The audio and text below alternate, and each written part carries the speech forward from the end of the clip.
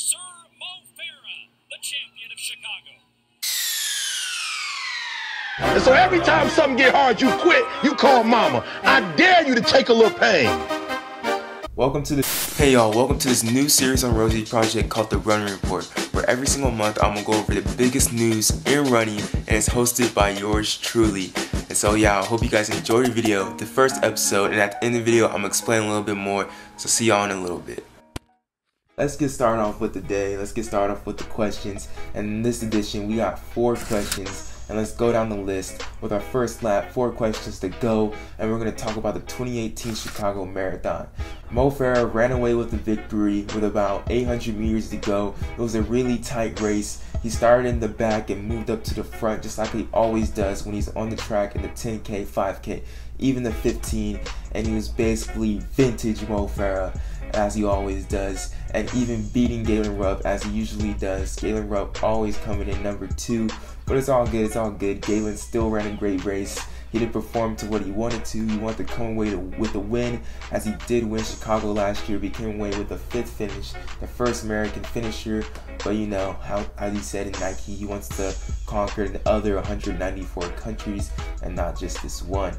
But back to Sir Mo. Mo ran away with this race just like he always does. He got the European record and he got the British record once again.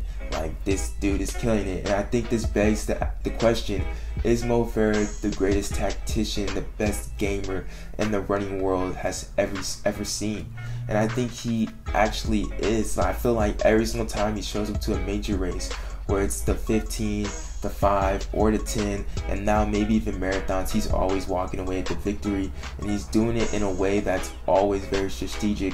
It's not always from the front, it's not always from like the back. He's always picking his choices and playing and pickpocketing, like picking the brain of his competitors and really just moving to the front as he always does in the last stages of the race. And he even lays down like a kick like he does in the 10K.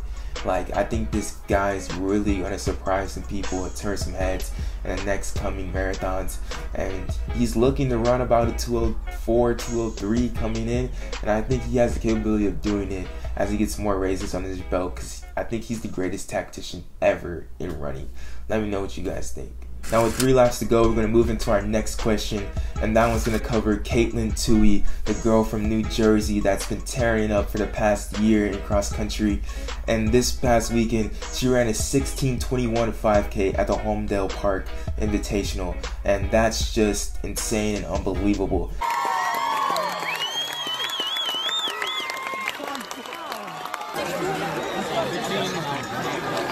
Mile Split actually put up like equivalents to that time on other courses, and at Mount Sac she would have ran a 15:15. Now I'm gonna use Mount Sac as like the base comparison, basically because I ran at Mount Sac, and Mount Sac was the biggest like cross country meet in the nation and probably even the world at one point. And a lot of people have raced there. I bet a lot of you guys have raced there as well. And I'm not going to say my Mount Sac time because I don't want to be embarrassed, but 15:15 is a very impressive time for even a guy at Mount Sac. So she's beating probably 80% of the guys at Mount Sac. So I think Katelyn Tuohy is really just like tearing it up, and she's basically unstoppable. I wouldn't be surprised if she wins next in, and I hope she can double and goes to Foot Locker as well, because I would love to see that. And yeah, that's for me, Katelyn. I would love to see you win both. Like, please go do both. Or maybe I can go watch you in San Diego at Mount Carmel. Like, that would be tight.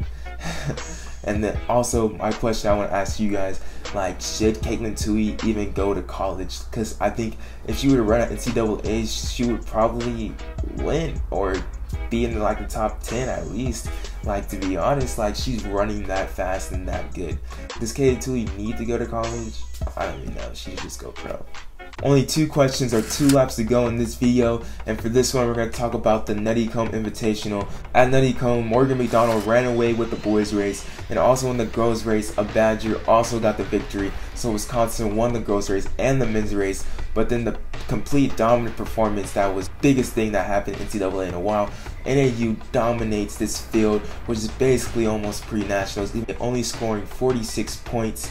They have their top 4 in the top 10. That's unheard of, I feel like, when it comes to NCAA running. Yes, you see that like in high school at state, you see that at London Valley every single year in Virginia when they basically get 1 through 5 at their state meet.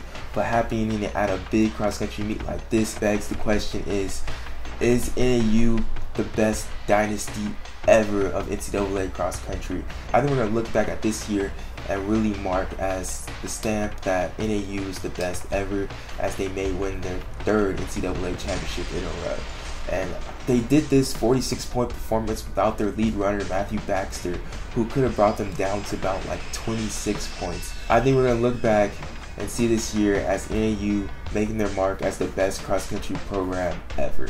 Now this is our last lap, our last question, so this makes it special because this is our bell lap, people. This is the last stretch, the home stretch, as we end this video.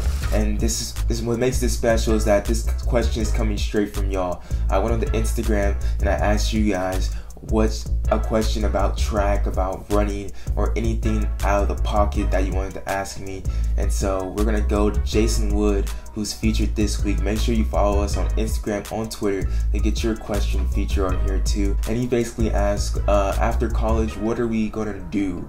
Like, what's our plans after college? Definitely the plan right now, and the dream is to go professional. Like, I would love to run for Nike, Adidas, Saucony, Hoka, anywhere. I would love to keep on running, and I'm gonna keep on running until I can't no more, to be honest with you. Like, I love the sports. I've been doing it since 5, but the career path that I'm on right now for school is to be a physical therapist. I'm majoring in kinesiology. I'm gonna do an emphasis in exercise science.